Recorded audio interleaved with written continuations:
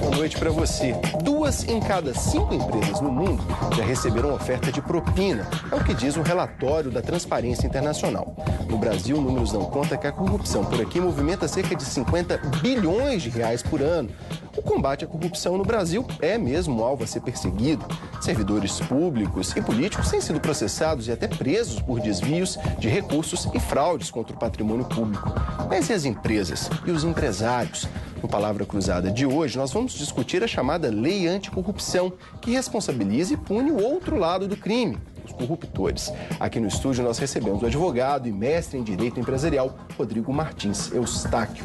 Doutor Rodrigo, seja bem-vindo, uma boa noite para o senhor. Boa noite. As empresas estão prontas para essa nova legislação que está em vigor, mas ainda não foi regulamentada? Pois é, Luciano, as empresas, elas sempre estão como alvo das atividades que praticam. E sendo o centro da atividade e do mercado que movimenta a economia, ela tem que se preparar para qualquer tipo de evento que aconteça por parte do poder público em direção a ela. Agora, dizer que ela está preparada em função da lei ter entrado em vigência ainda é precipitado, até porque nós temos menos de 40 dias que essa lei está em vigor e vai ser um processo evolutivo. Então, respondendo a pergunta, ainda não está preparada de fato. Né? Ainda está como um fator preocupante para os empresários. Sem pedir desculpa, fique à vontade. Nós temos uma ótima oportunidade hoje de explicar mais para a classe empresarial. Vamos falar sobre algo que representa muito para vocês. Atenção, Palavra Cruzada está no ar.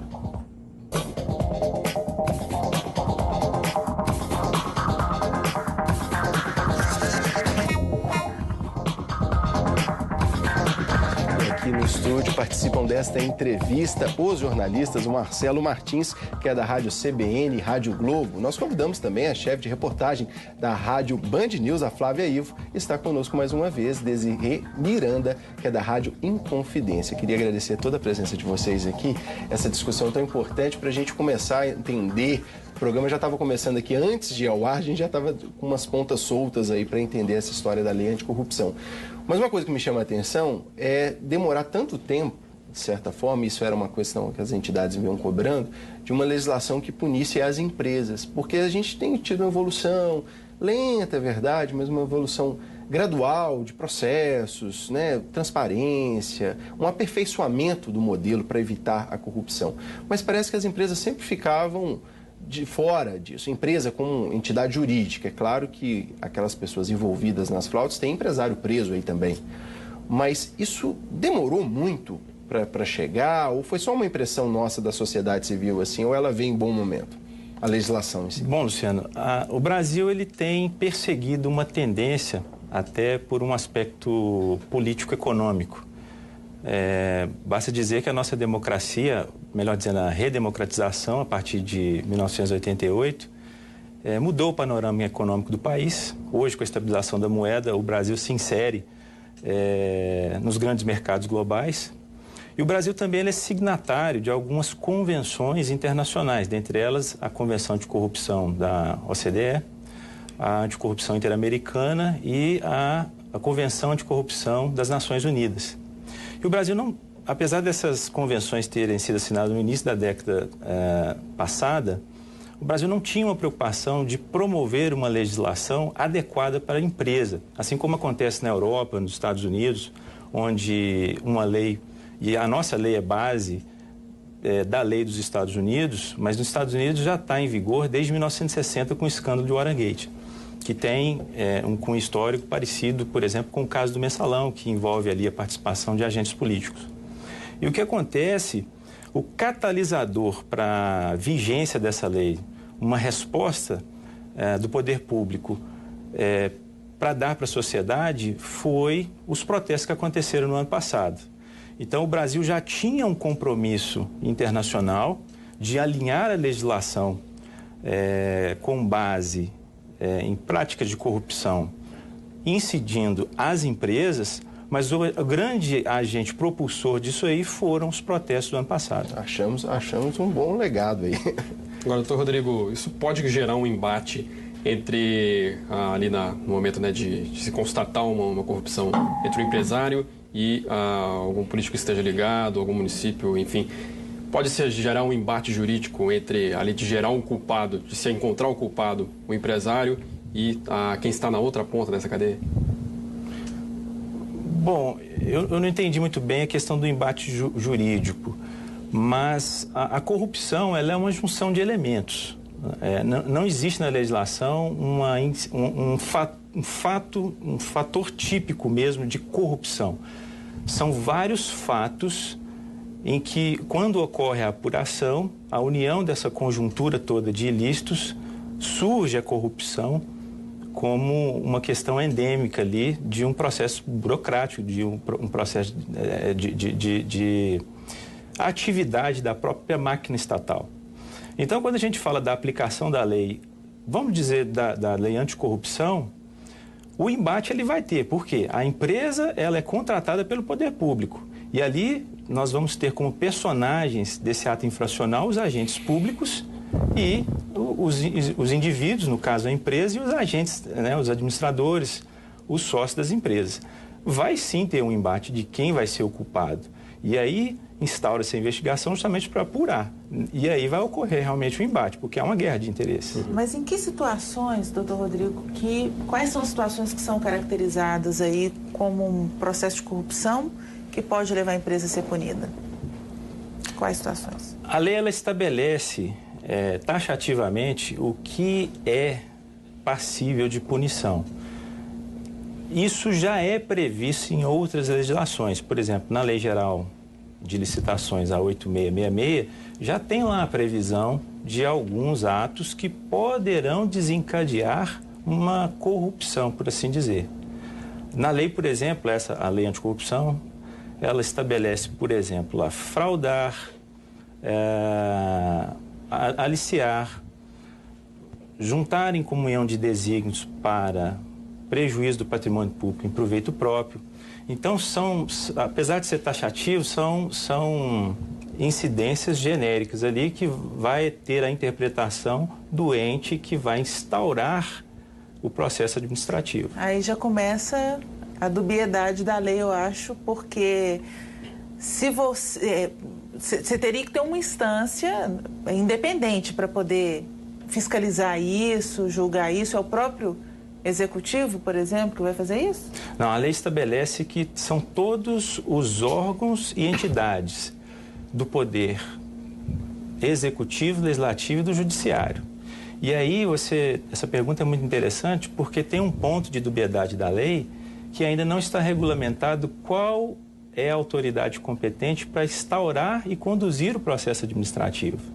Por exemplo, uma empresa que foi contratada pelo município, pela prefeitura, e se ela tiver subsídios do governo federal, receber recursos do governo federal para executar esse contrato, a pergunta que ainda nós não podemos responder, qual seria o ente competente? A Controladoria Geral da União ou a autoridade máxima do poder público municipal?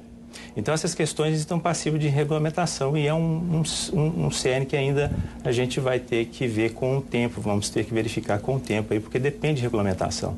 Mas, a grosso modo, a lei é autoaplicável. Uhum. E o senhor citou a lei 8666 da licitação. Em que medida essa lei anticorrupção vai punir os agentes públicos que a lei de licitação já não faz? Porque quando uma prefeitura, o Estado, faz uma licitação e aí vem uma empresa, a empresa já foi errada, isso já vai constar no cadastro da empresa que ela não está apta, durante aquele prazo, geralmente 5 anos, a participar de uma nova licitação. Correto. Qual que é a lei anticorrupção? Vem para agregar ou vai acabar brigando uma lei com a outra? Tá. A corrupção ela é no sentido amplo, enquanto a 866 ela é no sentido mais restrito. Vou te dar um exemplo. No escândalo de licitação dos metrôs de São Paulo, a investigação começou com uma fraude à licitação. o Ministério Público ele promoveu a denúncia porque havia ali indícios que as empresas haviam comungado interesses para fraudar e praticar preços ali incompatíveis. No final, um outro órgão econômico entrou, que é o CAD, e ali foi verificado uma questão de prática de cartel. Então, a situação ampliou. Lógico, a gente tem a legislação já vigente antes da lei anticorrupção, ela já dá subsídio para a aplicação de penalidades para essas empresas. Mas a lei anticorrupção ela ainda é mais ampla, porque ela comunga com alguns pontos da lei 866, inclusive ela tem uma previsão no acordo de leniência, que a gente vai ter oportunidade de falar aqui, em alguns artigos da lei 8666. Então, no meu entender, ela comunga um pouco. Em alguns pontos há um conflito e talvez isso aí vai ter que ir para o judiciário para questionar em que medida uma lei irá conflitar com a outra. Mas eu acho que vem para agregar. Agora, doutor, tem uma outra questão da relação das empresas com a política, que é a questão do financiamento de campanha. E em muitos casos, nós já tivemos denúncias e a Justiça investigou, empresas que participaram de campanha de político A ou B, esse político foi eleito e depois essa empresa começou a ganhar licitação atrás de licitação na gestão desse político. E aí, se a licitação foi feita de uma maneira a maquiar o resultado ou qualquer coisa, não chega ao conhecimento público. Nessa situação, essa lei também ampara o cidadão? Deixa eu aproveitar e acrescentar, porque eu acho que foi muito bem colocado trazer a 8666 para a discussão. Porque eu até cheguei já a comentar isso, que eu acho que é uma das coisas que a sociedade já percebeu, que as pessoas já aprenderam a fraudar a 8666. Né? Os empresários já criaram mecanismos, formas, e isso aí está claro. Independente, vou partir até do pressuposto de não haver má fé, sabe, Desirê? Vamos pensar assim, o técnico que está ali promovendo a licitação, vamos dizer que ele é uma pessoa séria, ética, que ele está produzindo. Mas do outro lado tem um empresário que fala, vamos ver como que a gente consegue dobrar isso aqui. E isso está acontecendo sucessivamente, assim, empresas que fazem aquele cartel, cria-se várias empresas para concorrer, ou às vezes fazem esse acordo. Estava faltando, realmente, era responsabilizar e dizer assim, ok, vocês aprenderam a fraudar, sejam bem-vindos. Agora vocês vão ser prejudicados, mais do que ficar no cadastro, nós vamos ter uma penalidade financeira, econômica e uma penalidade social, que eu acho que a gente vai chegar nisso aqui, que é a discussão da lei anticorrupção mais forte, na minha opinião. Ou seja, eu vou mostrar para a sociedade civil que essa empresa não é uma empresa ética, essa empresa causou prejuízo para todo mundo, ou seja, essa empresa te deu prejuízo. Seria uma evolução, e aí eu também acrescentando, não seria melhor a gente ter aprimorado a 8666, como a Flávia colocou? Pois é, a lei anticorrupção, ela vai além da licitação. Ela abrange outra atividade além da licitação. É lógico que quando a gente fala em contratação pelo poder público, pressupõe a licitação. Na maioria dos casos. Na maioria dos casos, mas ela vai um pouco além, porque ela prevê crimes transnacionais, né, de empresas que são controladas pelo Brasil ou tem representação aqui no Brasil, e ela também pune em casos de haver infração em outro país, desde que ela tenha alguma representatividade aqui no Brasil. Agora, a questão da eficácia, ela depende muito mais dos aplicadores e da fiscalização rígida da atividade. Isso vai muito além de um aspecto jurídico, tá? Na minha opinião, ela depende muito mais dos envolvidos, tanto os agentes políticos, os agentes do executivo e dos indivíduos também, o cidadão, porque a lei prevê que o cidadão ele pode fiscalizar a lei e o cidadão, em parte, ele é colocado à margem disso aí, muitas vezes de forma proposital pelo poder público e pelos agentes políticos, não tanto pelo poder público, mas pelos agentes políticos em si, em benefício individual. Vide a lei da transparência que exatamente. Ainda não está... Não pegou, né? Não. Mas e se você procura os sites que tem o portal da transparência, você não entende, né? Porque quem não está por dentro do jargão político, do jargão jurídico, não vai entender. E olha que nós jornalistas vamos dizer ofício, né? E é difícil. E é difícil encontrar as informações. É comum, eu também achava que só eu que não conseguia entender muito. Você jeito nenhum. Encontra, você não entende nada e tem que ligar, me explica, por favor. E vale ressaltar que é um instrumento importantíssimo para as pessoas, porque eu ia até acrescentar o seguinte, a maioria das questões que são públicas e são transparentes para que a sociedade civil possa participar, infelizmente a gente não participa. Essa de fato é a verdade, a gente vê depois. Aí abre lá uma consulta pública para um determinado assunto. A gente tem opinião sobre, todos nós cidadãos temos, mas de repente a gente não fala nada. Aí quando acontece, aí fala, poxa, mas mais uma vez, nas nossas costas, esses caras são cara de pau. Mas na hora de a gente falar, a gente não fala. Eu fiquei com medo que você falou esse negócio de lei, pegar a lei da transparência. A gente corre esse risco para anticorrupção também? Assim, estou começando a perceber que estão num assunto, assim, num terreno tão arenoso quanto as outras legislações. Olha, a legislação em si, ela não funciona sem a máquina estatal, né? A gente depende do Poder Judiciário, depende dos órgãos fiscalizadores e nós dependemos também dos cidadãos para fiscalizar. Na minha opinião, é lógica, ela é uma lei arrojada, eu acho que atende a alguns pressupostos, inclusive internacionais, de alinhamento, aquilo que eu falei no início do Brasil, na conjuntura político-econômica em que ele se encontra, mas depende da eficácia dela, da nossa constante observação para que ela tenha realmente efetividade que todos estão procurando, né? Porque todo mundo anseia pela diminuição da corrupção. E o Brasil, ele vem aumentando a visibilidade dele no campo da corrupção, né? Existe um órgão da Transparência Internacional em que o Brasil houve uma queda no ranking, né? Ranking de confiança. No ranking de confiança. Não de confiabilidade de investimento. Não, da corrupção. Da corrupção. Ele está mais corrupto nos últimos anos. Exatamente. E esse ranking leva em conta até a própria percepção de corrupção, né? Que é uma coisa até mais cruel. Agora, seja, além de ser, todo mundo percebe. Esses números são perigosos porque o Brasil está num progresso econômico muito grande. Então, seriam as corrupções têm sido mais descobertas, mais identificadas e mais firmemente coagidas, ou a corrupção tem realmente aumentado, né? Os números por si não dizem, a gente tem que trabalhar isso aí com uma certa cautela, né? Estatística é muito perigoso a gente trabalhar isso. Doutor Rodrigo, para o senhor, todas essas legislações que a gente falou aqui agora há pouco, essa legislação específica da lei anticorrupção, no momento que o Brasil vive, veio tarde para o senhor? Doutor, eu vou pedir só para o senhor esperar um pouquinho, para a gente pensar, né? Porque é uma pergunta difícil, tô brincando. É porque eu vou ter que fazer um breve intervalo. Desculpa interrompê-los, a pergunta é boa, a gente volta daqui a pouquinho.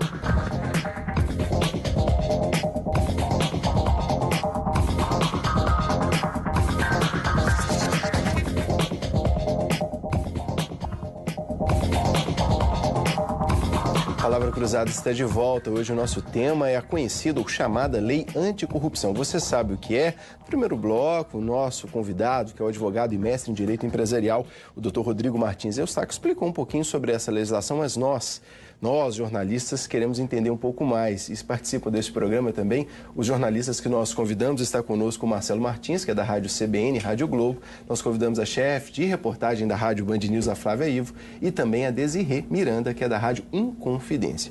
O Marcelo, se você estava nos acompanhando, você sabe que eu tive que interromper o Marcelo e queria aproveitar para convidar você para participar dessa discussão, mandando o seu comentário. Os endereços das nossas redes sociais vão aparecer durante o nosso programa aí no seu vídeo. Eu espero o seu comentário para que nós possamos acrescentar o seu olhar. Porém, eu interrompi o Marcelo, quero devolver-lhe a palavra. Por favor, Marcelo. Doutor Rodrigo, a gente comentava aqui no primeiro bloco sobre as diversas legislações que há nesse ramo, por exemplo, a 8666, lei de licitações, e agora veio essa lei anticorrupção. Para o senhor, neste momento que o Brasil vive com tantas outras leis, veio um pouco tarde essa legislação específica?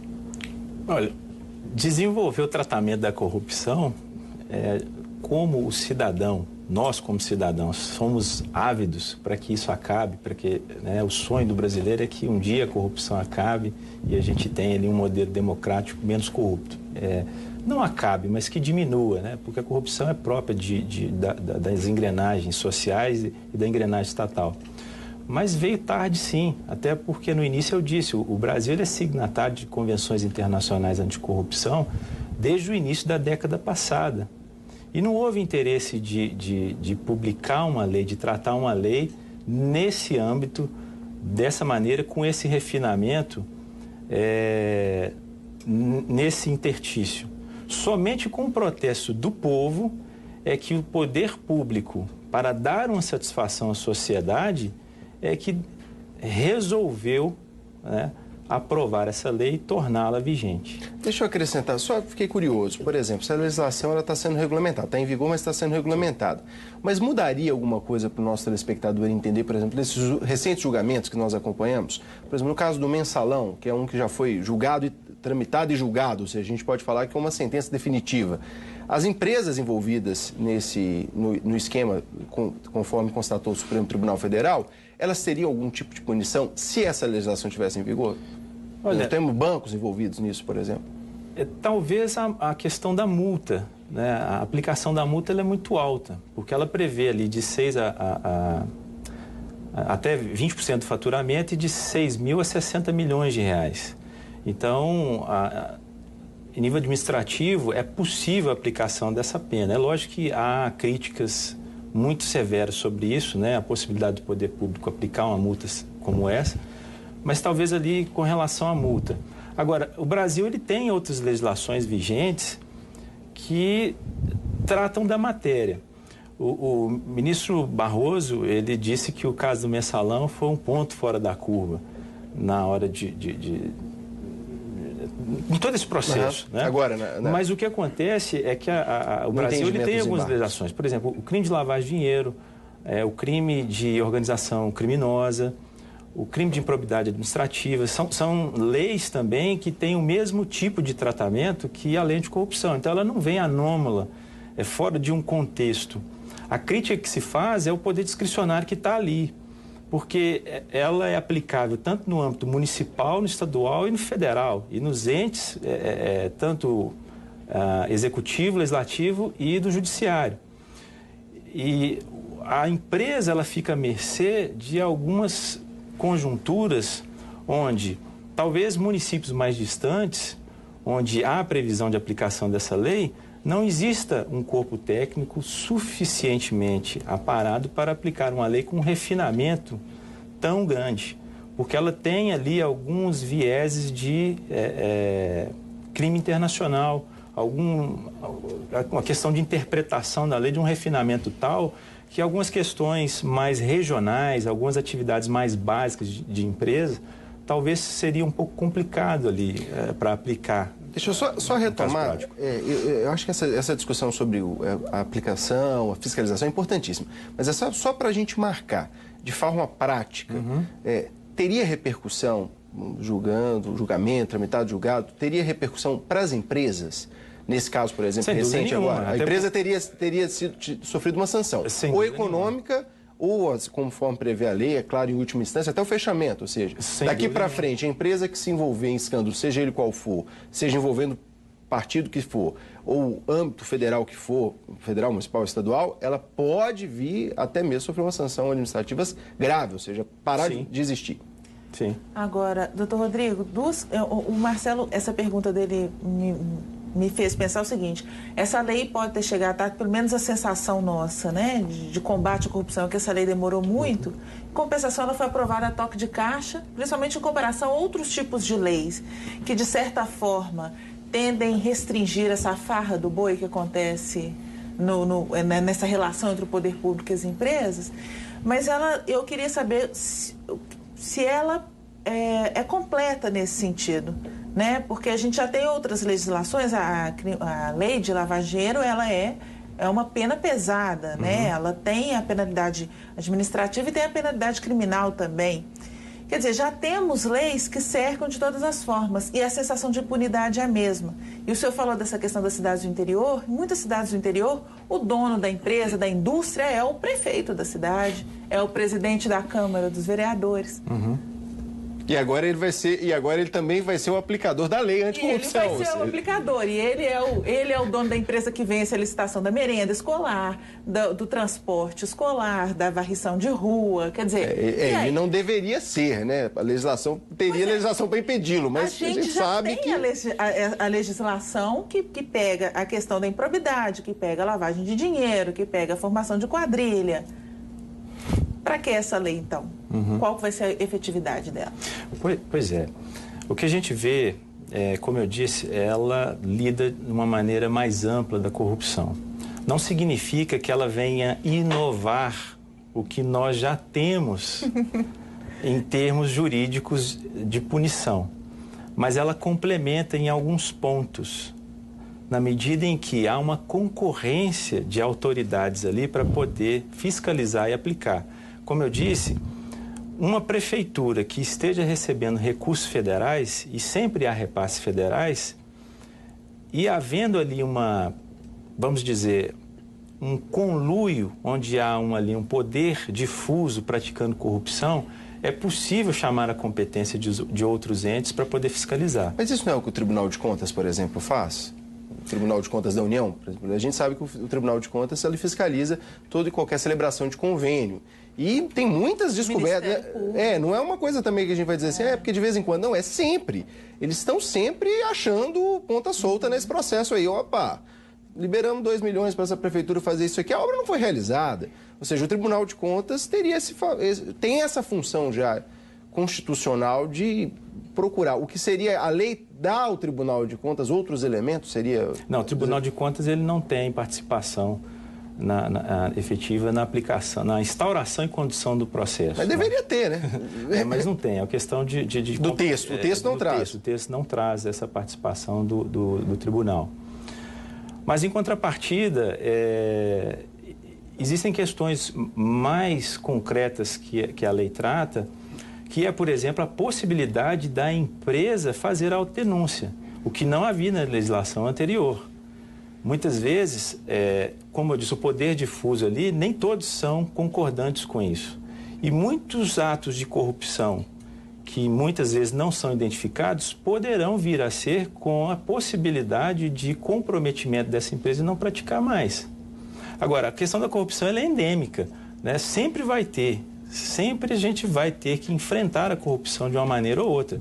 Então, se a gente começar com o discurso, mas é mais uma lei que não vai funcionar, a nossa legislação já tem ali mecanismos para poder identificar. Não, ok, eu torço para que a lei funcione, claro. Quem é que não quer acabar, entre aspas, a corrupção no Brasil? Mas a gente fica pensando... Se a gente diminuir 50% por 25 bilhões aí, por exemplo, na educação, é dinheiro demais. Seja muito bem-vindo. Claro, com certeza. Agora, você imagina, mais uma legislação. Eu concordo com você. Você entende? Eu concordo com você. Mas vamos nesse prático aqui, doutor. Cadê a aplicação das que já estão aí? Mas nós estamos chegando, Desirê, você está indo para o caminho que o nosso telespectador está falando, e aí que é a questão central. É quem vai fiscalizar, ou seja, a legislação está aí, falta regulamentar um detalhe ou outro, mas em tese ela já está vigorando. O que eu vejo, na verdade, a aplicação da lei, eu já falei isso no bloco anterior, mas a aplicação da lei ela não depende da sua eficácia na essência. Uma lei não vai surgir, nascer e começar a resolver os problemas do país. Ela depende ali de um envolvimento. Mas e nós podemos fazer alguma coisa? Eu já estou interessado aí. Como é que é? A gente percebe que o telespectador, o cidadão, ele pode se envolver de alguma forma? Ele já tem elementos para provocar essa... O cidadão sempre teve elementos para provocar. Isso na verdade, um conflito de interesse. Nós temos uma cultura política onde há sempre o distanciamento do cidadão com relação à coisa pública. Mas a lei sempre deu uma certa transparência e a possibilidade do cidadão fiscalizar e provocar o poder público, muitas vezes o Ministério Público, o Poder Judiciário, para poder trabalhar essa questão da corrupção ali no cometimento de infrações. Mas o cidadão também ele é muito conivente com a corrupção, né? O brasileiro, ele tem uma paciência...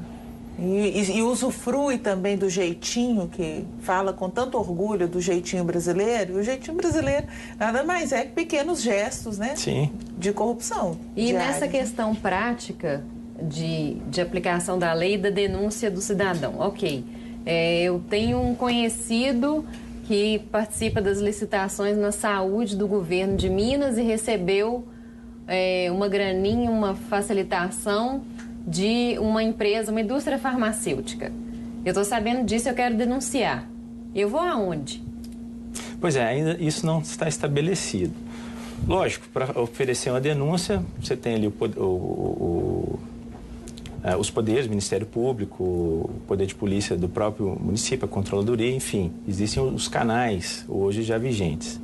Agora, a lei não trata daquela pessoa de fora, porque o cidadão fora do contexto onde está ocorrendo a corrupção não é uma novidade para a legislação. O que a legislação prevê é a empresa que possa fazer a denúncia, né, que hoje está sendo comumente chamada pela mídia de delação premiada, né, empresarial, e os colaboradores através do contrato do acordo de leniência. Então, a sua pergunta é com relação àquela pessoa de fora que está sabendo ali. Aí não há nenhuma inovação, porque é o cidadão que está sabendo de alguma coisa errada, de um ilícito, e ele, como cidadão, ele tem a obrigação de denunciar. Os canais são aqueles tradicionais, Ministério Público, a polícia, as autoridades, enfim. Né? Agora, no acordo, aí sim a lei prevê algumas questões de denúncia da própria empresa, porque há incentivos dentro do texto legal onde a empresa que está passiva de penalidade, ela terá essa penalidade atenuada caso ela colabore ou caso ela denuncie ali os atos de infração que ela está envolvida. E o senhor falou sobre duas coisas que eu achei interessantes. A amplitude da lei, que ela é extremamente ampla, e o refinamento dela na questão do cumprimento, por exemplo, numa cidade de 5 mil habitantes. Sim, quem aplicaria essa lei? Será que tem gente qualificada o suficiente para aplicar? Então, em que ponto a amplitude e o refinamento vão atrapalhar nessa aplicação dessa lei, na opinião do senhor? Ainda é muito cedo para a gente dizer, porque a lei ela entrou em vigência no final de janeiro, no início desse ano, foi 29 de janeiro. E um dos questionamentos que se faz é justamente essa falta de preparo do corpo jurídico de alguns municípios, né? E o grau de refinamento que ela tem para tratar algumas atividades.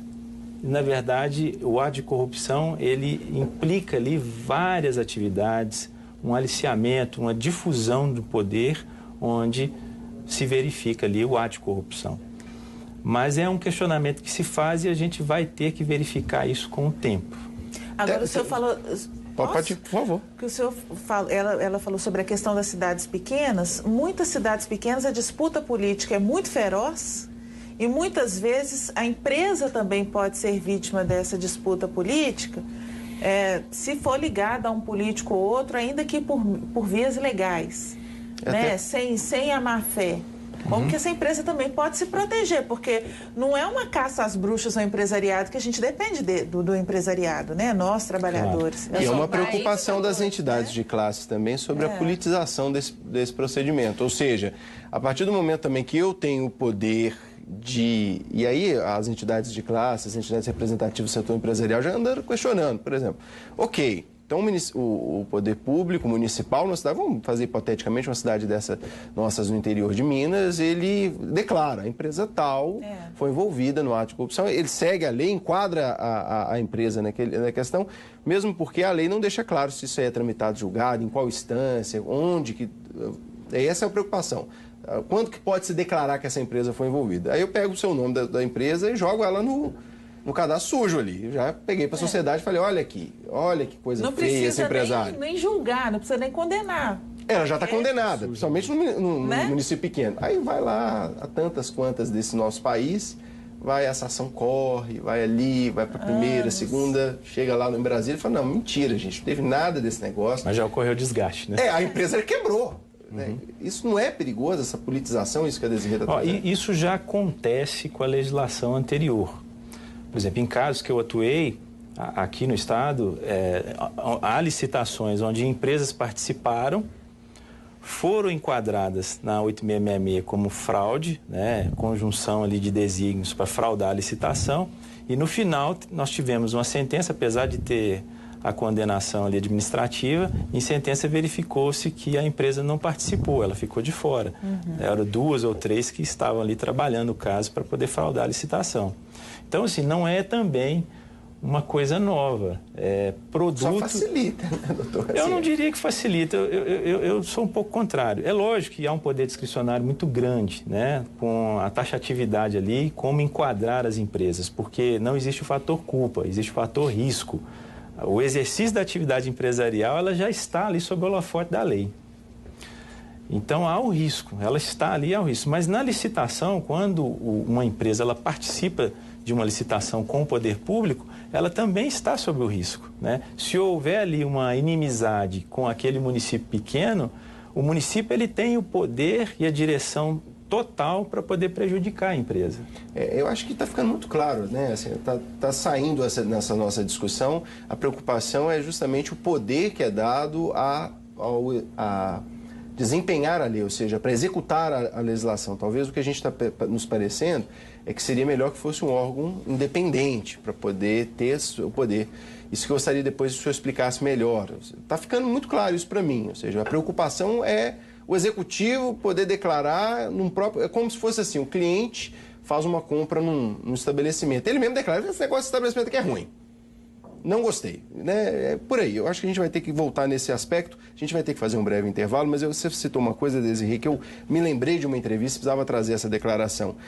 Uma entrevista da Márcia Cavalari, do Ibope, para o El País, e ela falou uma coisa sobre o brasileiro que me envergonha muito, mas que tem a ver nesse momento. Ela diz o seguinte, que o brasileiro não é vítima da corrupção, ele é cúmplice. Né? No momento que a gente está discutindo forte, lei né? anticorrupção, é forte. Mas aí a carapuça às vezes servem todos nós de certa forma e por isso que a gente precisa mudar essa história. Mais um breve intervalo, daqui a pouquinho a gente volta.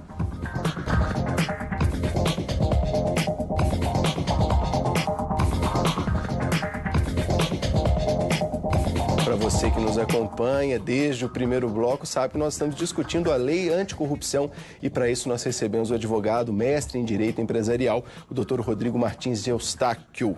E nós estamos... Vou até permitir não apresentar os nossos jornalistas para a gente ganhar um pouquinho de tempo, porque a gente está chegando no final, esse último bloco, tem muita coisa para perguntar ainda. Só para arrematar essa questão de quem vai executar a legislação, que está muito clara entre nós, seja um risco, as entidades classe também se preocupam com isso, processo de politização. A lei ainda realmente tem essa ponta solta, vamos dizer assim? Isso não está claro? Exatamente. Não, ainda não, e depende de regulamentação. Eu estava dizendo até para o Marcelo, antes da gente começar, que existem 2 estados na frente, Tocantins e São Paulo, que já publicou um decreto regulamentando quem seriam as autoridades, né, no estado a instaurar e conduzir o processo. Mas ainda há curiosidade, problema. Quais são? Assim, eu fiquei curioso. Quem lá pode? É o Procurador-Geral do Estado, o Secretário-Geral de Estados e... Me fugiu a memória aqui, mas são as autoridades máximas abaixo do governador ali, secretário de Estado, procurador do geral do Estado e uma outra personagem aqui que me falha a memória. Nem é nosso Estado, eu vou dizer, nem é o nosso Estado. Então a gente recente, até peço desculpa. Nem está na nossa esfera, vamos dizer assim. Mas há um problema na legislação justamente sobre a questão da pluralidade de autoridades aptas a instaurar. A lei estabelece ali que são as autoridades máximas do ente, do judiciário, do executivo, do legislativo.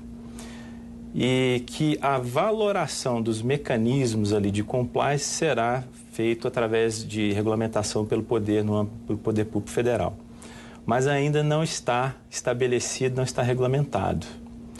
Então, a gente vai ter que esperar um pouco essas regulamentações por parte do Poder Público para poder ver como vai ser as autoridades. A outra questão também é a concorrência da Controladoria Geral da União, porque em determinados casos onde há envolvimento de repasse de recursos, como a lei fala em autoridade pública, tanto do Poder Público Municipal, Estadual e Federal, ela pode, em concorrência, conflitar ali a competência com esses entes, até por uma questão de federação de competência do nosso processo político. Então ela tem esse problema, né, que a gente vai ter que esperar um pouquinho. Ainda bem que voltou para você, Flávio, porque eu já ia falar a mesma pergunta que você falou agora, ou seja, ela é tão ampla que ela dá, por favor. Doutor Rodrigo, a gente falou muito da aplicação aqui e ainda tem uma nuvem em cima que precisa da regulamentação, etc. A gente ainda não sabe muito bem quem é que vai fiscalizar, quem não vai, principalmente para quem está nos vendo aqui em Minas Gerais. Mas e do lado do empresário? Acho que a gente falou pouco disso. Foi a primeira pergunta do Luciano. O que mais preocupa que a lei são para eles. Mas a gente falou pouco, assim. Acho que os empresários que estão nos vendo agora estão assim, tá, a lei está aí, eu faço o quê para eu não cair nisso? Para um funcionário meu não dar um fora, mesmo que seja sem intenção, e aí quando eu vi, já era. E alguém vai me denunciar e eu me ferrei. Como que o empresário pode treinar funcionários, ou as pessoas, os gerentes, os supervisores, como que ele pode prevenir para não cair nessa lei? Tá, a lei ela estabelece a possibilidade das empresas fazerem a denúncia da própria infração que está praticando ou de envolvidos que estejam Que seria a premiada. A delação premiada empresarial ali, né, nesse âmbito. Então, o que acontece? Para que ela seja beneficiada nesse aspecto, ela tem que praticar ali o compliance, que é agir conforme, é um termo em inglês que significa agir conforme. O compliance é um conjunto de regras, de regulamentos e de mecanismos que a lei implanta como modelo de gestão. Isso existe em teorias especialistas para implantar na empresa este modelo. E é isso que a lei estabelece que vai ser objeto de regulamentação, como o poder público irá valorar o compliance da empresa. Se a empresa estiver em compliance, ela tem alguns requisitos que ela tem que preencher na legislação e aí sim ela pode se beneficiar da delação. Essa é a previsão legal que está no texto, onde a empresa pode se prevenir para incorrer numa situação de corrupção. E esses requisitos, o senhor tem aí na memória um ou outro? Ela tem que ser a primeira a praticar a denúncia. A denúncia dela... Não pode ser denunciada. Não, ela tem que ser a primeira. Ela tem que ser a primeira. Ela tem que identificar os demais envolvidos na infração. E ela tem 3 requisitos cumulativos. Ela tem que confessar a prática, ela tem que cessar a prática a partir do protocolo do acordo, e ela também vai ter que manter ali a cooperação efetiva até o deslinde dessa investigação do poder público. É uma mudança completa. Sim. Né, da natureza da relação público-privada, não é isso? A gente está discutindo essa questão da aplicação e da punição, mas eu vejo ela também como uma lei preventiva, então, pelo que o senhor está falando, de uma mudança nas relações entre o empresariado e o poder público e dentro da própria empresa, né? É uma mudança de cultura. O grande questionamento e a grande, talvez, mudança de concepção empresarial que vai ter que ocorrer a partir da vigência dessa lei, você falou muito bem, é o caráter preventivo, porque as empresas elas trabalham muito na questão reativa, né? Eu sou intimada, agora eu tenho que fazer a minha defesa e eu fui pego, agora eu começo a trabalhar. Muitas vezes não dá essa satisfação para a sociedade, porque quantas vezes nós fizemos reportagens a respeito de empresas denunciadas, você procura a empresa, não vamos falar sobre esse assunto, só vamos falar quando formos intimados, quando receber, não...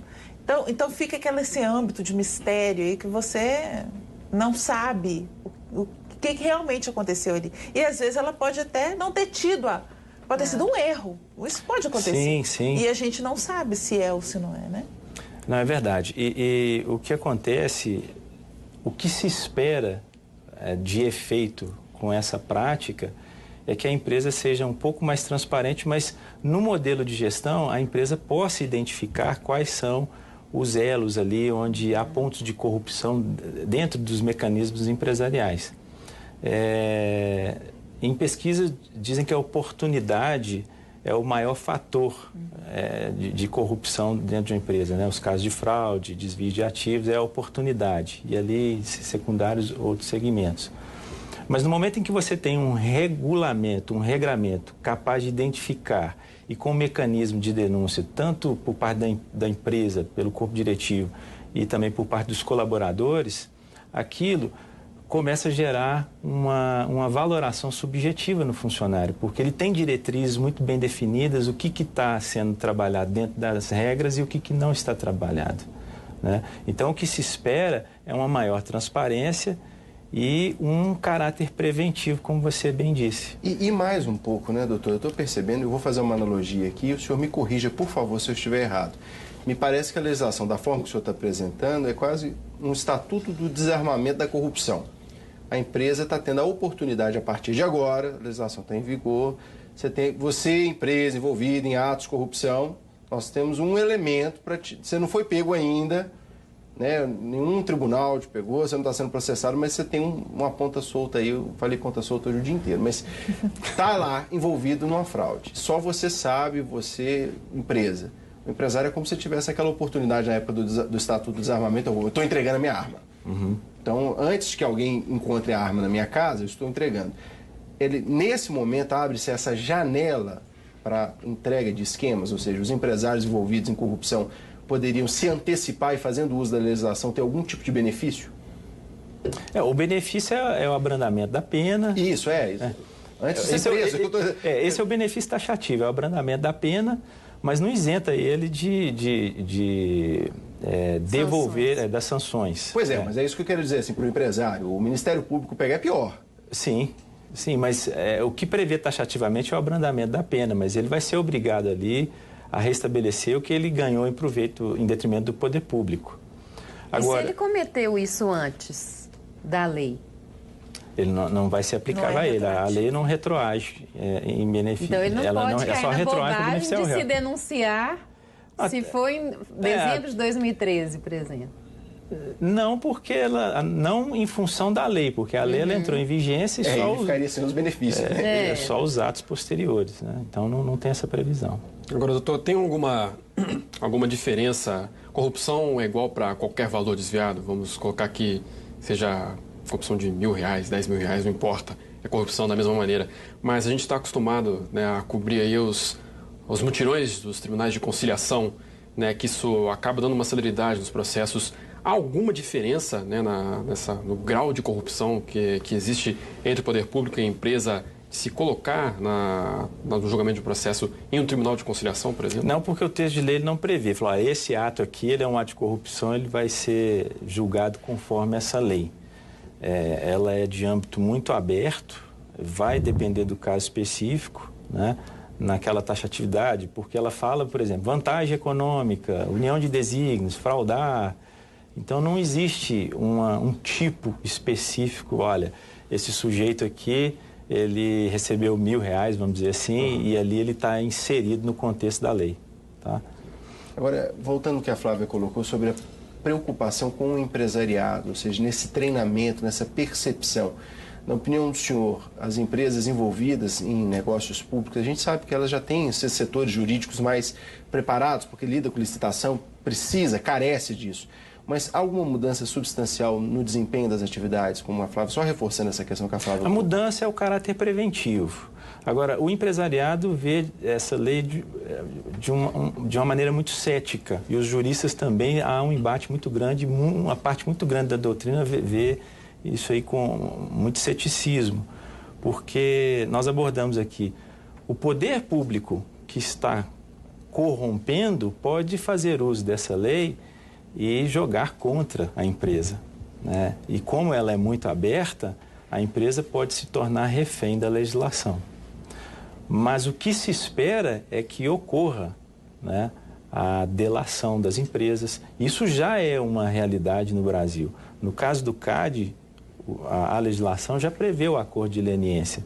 Aquele caso do metrô... Isso que eu ia citar, do ponto de vista internacional, me parece que é até muito mais maduro. Sim, no caso da licitação dos metrôs, houve um acordo de leniência de uma empresa alemã e ela denunciou o esquema e foi diminuída a pena dela. Mas isso se tornou uma política para a empresa na medida em que ela também foi vítima da investigação por parte do poder público em outros países. Então, ela já havia sido multada em outras questões de licitação e no Brasil também foi.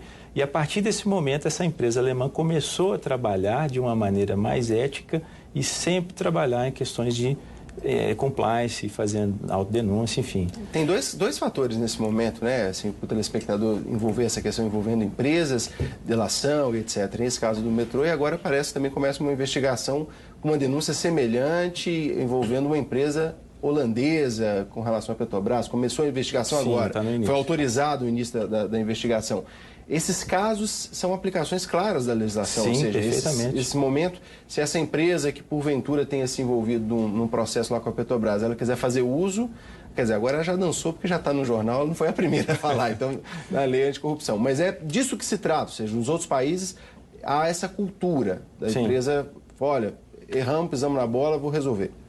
Sim, é plenamente possível ela fazer uso dessa lei. Agora, o senhor, voltando a essa relação com os políticos, né, com o poder público, muitos empresários de pequenas e médias empresas que começam a participar desse processo de licitação, que às vezes não tem esse poder de barganha, né, às vezes sentem a pressão do próprio agente público corruptor, a pressão para ceder ao esquema, a um determinado esquema, e aí poder entrar, de repente, num negócio que seria positivo e vantajoso para ela. É o que a gente falou até no início, 2 em cada 5 no mundo já ouviram cantar essa pedra para ela. Pois é, às vezes a gente pensa que é só o empresário que vai atrás do político, mas muitas vezes o político vai atrás do empresário. Como que ele se defende nesse caso?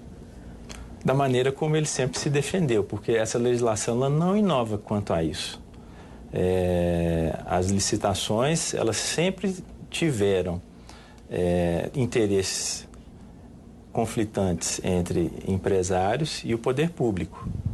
Então, onde há ali um aliciamento do poder público, ou seja, do agente, do pregoeiro, da comissão de licitação, para que ela infiltre ali naquele meio e participe, é uma questão de oportunidade, é uma questão de mercado e é uma questão de conceitos éticos do empresário. Ele vai ter que trabalhar isso, ou participar ou não. Agora, o mecanismo legal para se fazer isso é a denúncia às autoridades. Não tem nada a ver com a lei. Ela é mais uma lei que prevê a possibilidade de aplicação de penalidades ao cometimento de infração e essa infração ser caracterizada como corrupção. Mas esse ato aí, ele não é novo, ele sempre existiu.